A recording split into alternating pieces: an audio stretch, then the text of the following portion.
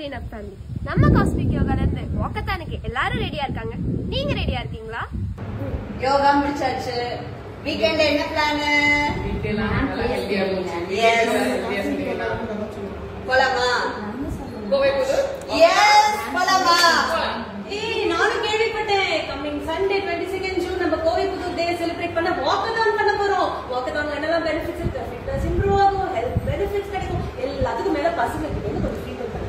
கண்டிப்பா கிடையாது, பசங்களும் இன்க்ளூடட். என்ன சொல்றீங்க? போலாமா?